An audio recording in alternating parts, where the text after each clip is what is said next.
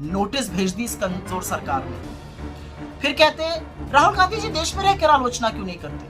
अरे वो आईना आपको यहाँ पर भी दिखाते हैं, वहां पर भी दिखाते हैं। यहाँ पर आप साजिश रचकर, षड्यंत्र रचकर उनकी सदस्यता खत्म करते हैं, उनका माइक म्यूट करते हैं, विपक्ष की कार्रवाई सदन वाली नहीं दिखाते हैं।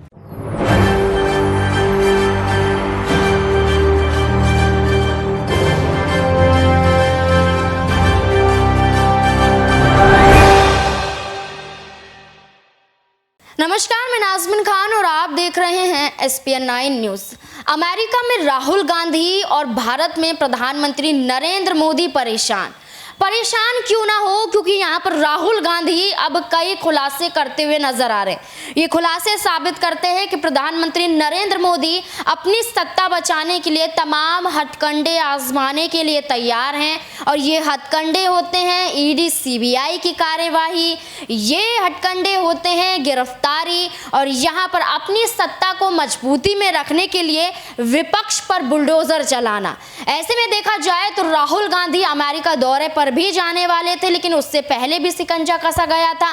राहुल गांधी का पासपोर्ट ना बनना, नया पासपोर्ट ना देना, इसी मामले में राहुल गांधी को फंसाया जा रहा था। लेकिन राहुल गांधी ने साबित कर दिया कि आप तमाम कोशिशें कर लीजिए मुझे रोकने की, लेकिन मैं अपने दौरे पर जाकर रहूंगा। और अमेरिका में राहुल गांधी अब प्रधानमंत्री नरेंद्र मोदी के कई खुलासे करते हुए नजर आते हैं।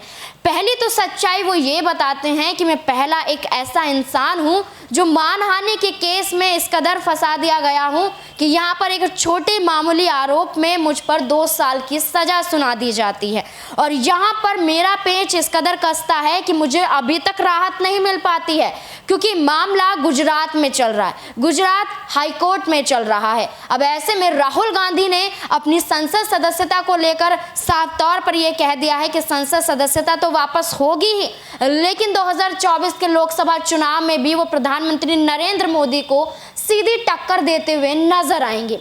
ऐसे में राहुल गांधी ने अन्य और खुलासे किए। राहुल गांधी ने बताया कि देश में किस तरीके से तानाशाही बढ़ती हुई नजर आ रही है, यहाँ पर भारत में कितने मुद्दे हैं जिस पर प्रधानमंत्री नरेंद्र मोदी को संज्ञान लेना चाहिए था।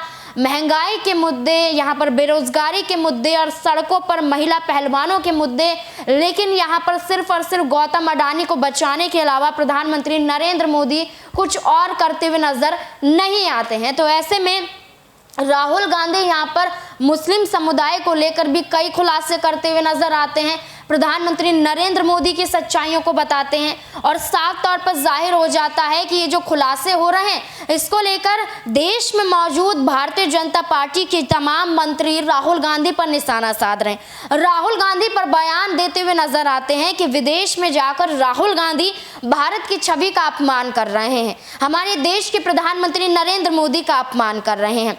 अगर राहुल गांधी विदेश में जाकर प्रधानमंत्री नरेंद्र मोदी का अपमान कर रहे हैं तो विदेश में रहकर प्रधानमंत्री की जो तारीफ की जा रही है उसको लेकर भारतीय जनता पार्टी क्यों नहीं मुंह खोलती है। यहाँ पर जिस तरीके से प्रधानमंत्री अन्य देशों के साथ जो संबंध दिखाई दे रहे थे, चीन संबंध का मामला हो, रूस संबंध का मामला हो या कितने भी तमाम मुद्दे हों, उसको लेकर राहुल गांधी ने प्रधानमंत्री नरेंद्र मोदी की तारीफ की, लेकिन भारतीय जनता पार्टी ने उस मुद्दे को तो नहीं देखा। लेकिन राहुल गांधी ने जो सच्चाई बताई उसको लेकर राहुल गांधी पर निशाना साधा जाने लगा, जिसको लेकर अब कांग्रेस की सुप्रिया ने साफ तौर पर कई खुलासे किए हैं। सुप्रिया ने साफ तौर पर कह दिया है कि प्रधानमंत्री नरेंद्र मोदी अब एक नई योजना बना रहे हैं कि जैसे ही यहाँ पर देश में राहुल गांधी आ जाए तो उन पर फिर से शिकंजा कसा जाए। प्रधानमंत्री नरेंद्र मोदी, हमारे देश के प्रधानमंत्री, यहाँ पर राहुल गांधी से डर चुके हैं और इस तरीके के बयान पेश करते हुए नजर आ रहे हैं। क्या कुछ सुप्रिया ने कहा है प्रधानमंत्री नरेंद्र मोदी को लेकर, देखिए इस रिपोर्ट में। राहुल गांधी जी विदेश के दौरे में हैं और यह सर्वविदित था कि जैसे ही वो विदेश जाएंगे भाजपा की IT सेल, चरण चुंबक एंकर, चवन्नी छाप ट्रोल नेता और बड़े बड़े ट्रोल मंत्री कूद पड़ेंगे ये कहने पर कि अरे मोदी जी की बेइज्जती होगी, अरे देश के खिलाफ बोल दिया, अरे देश का विदेशी धरती से अपमान कर दिया। 2-3 चीजें लेकिन कही जा रही हैं, तो पहले उसका जवाब दे देती हूँ। राहुल गांधी जी विदेश की यूनिवर्सिटी क्यों जाते हैं, यहाँ क्यों नहीं जाते? अभी गए थे दिल्ली यूनिवर्सिटी, छात्रों के साथ खाना खाया, विचार साझा किए, क्या हुआ? नोटिस भेज दी इस कमजोर सरकार ने। फिर कहते हैं राहुल गांधी जी देश में रहकर आलोचना क्यों नहीं करते। अरे वो आईना आपको यहाँ पर भी दिखाते हैं, वहां पर भी दिखाते हैं। यहाँ पर आप साजिश रचकर, षड्यंत्र रचकर उनकी सदस्यता खत्म करते हैं, उनका माइक म्यूट करते हैं, विपक्ष की कार्रवाई सदन वाली नहीं दिखाते हैं। यह आपकी असलियत है। लेकिन राहुल गांधी जी लगातार आपको आईना दिखाते हैं और लोकतंत्र में यह जरूरी है करना, क्योंकि जितना आईना सरकार देखेगी उतना समाधान ढूंढेगी। अब ये अलग बात है कि जो आईने में आपको सच दिखता है वो सच कड़वा है।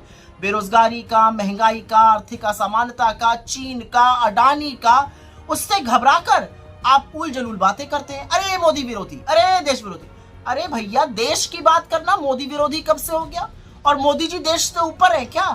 पहली बात। एक बात और कहना चाहती हूँ, राहुल जी को बड़े बड़े लोग बड़ी बड़ी यूनिवर्सिटीज बुलाती हैं तो वो जाते हैं, अपनी बात करते हैं। प्रधानमंत्री तो करोड़ों रुपए फूंक कर अपनी छवि बनाते हैं, खूब स्टंट रचते हैं बाहर जाकर।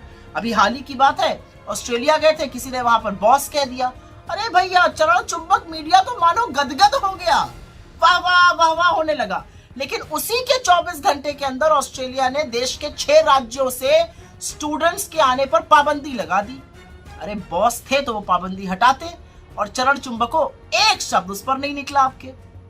तो दिक्कत की बात यह है कि मोदी जी के बारे में राहुल जी ने ऐसा कुछ भी नहीं कहा है, उनकी तारीफ करी है। क्या कहा है कि मोदी जी इतने सर्वज्ञानी हैं कि भगवान के साथ बैठे तो ब्रह्मांड समझा देते हैं, वैज्ञानिकों के साथ बैठे विज्ञान, इतिहासकारों को तो इतिहास समझा देते हैं, सेना को युद्ध समझा देते हैं और एयरफोर्स को उड़ना समझा देते हैं। अरे मोदी जी तो वो सर्वज्ञानी हैं जिनको ये सारी बातें आती हैं। अब भक्त असमंजस में है कि इस पर क्या कहें। अगर कुछ कहेंगे तो मोदी जी की काबिलियत पे शक हो गया, और अगर कुछ नहीं कहेंगे तो मतलब राहुल जी की बात सही है, तो फंस गए बेचारे भक्त। लेकिन भक्तों, मुझे आपको एक छोटी सी राय देनी है, और राय ये है कि मोदी जी ने महानतम थ्योरियां दी हैं इस दुनिया को। याद है ना, रेडार थ्योरी, फिर गटर गैस से चाय बनाने वाली थ्योरी, फिर हवा से पानी निकाल लो विंडमिल वाली थ्योरी, फिर सदियों पुरानी कॉस्मेटिक सर्जरी थ्योरी, फिर 140 करोड़ के देश में 600 करोड़ ढूंढ लेने वाली थ्योरी, फिर मौसम नहीं बदला है हम बदल गए हैं थ्योरी, फिर 1988 में ईमेल और डिजिटल कैमरा वाली थ्योरी। मतलब लिस्ट तो बहुत लंबी है।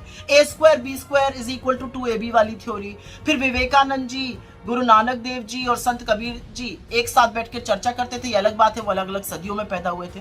तो भक्तों, परेशान मत हो, थोड़ा सा पानी पियो और इन महानतम थ्योरीज पर रिसर्च करो, क्योंकि इस देश का लोकतंत्र प्रधानमंत्री मोदी की तरह छुई मुई नहीं है।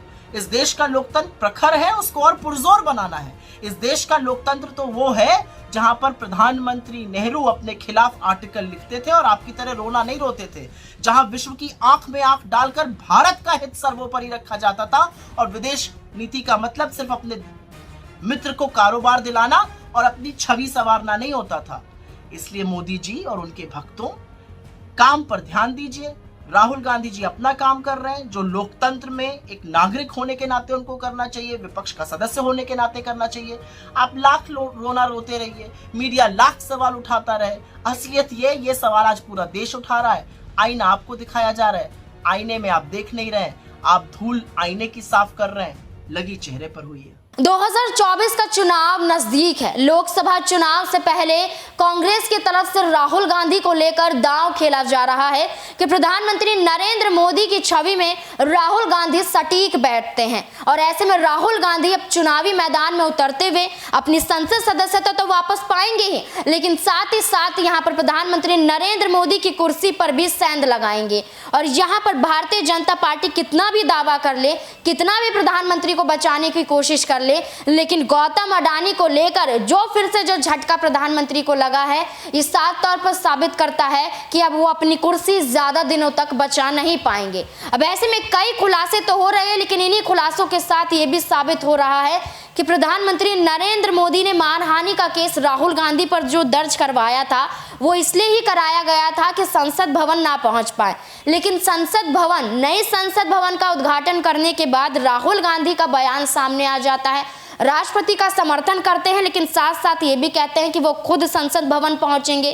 तो ऐसे में कई चुनौती भरे यहाँ पर दाव राहुल गांधी खेलते हुए नजर आ रहे हैं, प्रधानमंत्री नरेंद्र मोदी की सीधी कुर्सी पर नजर बना रहे। अब ऐसे में क्या राहुल गांधी की गुजरात हाई कोर्ट से यहाँ पर संसद सदस्यता बहाल होती हुई नजर आएगी? क्योंकि जो साफ तौर पर उनके शब्द सामने आ रहे हैं वो यही जाहिर करते हैं कि अब चुनावी मैदान में राहुल गांधी उतरते हुए अपनी संसद सदस्यता वापस पाकर रहेंगे। क्या है आपकी राय इस पूरे मुद्दे को लेकर? कमेंट बॉक्स में जरूर बताएं। धन्यवाद।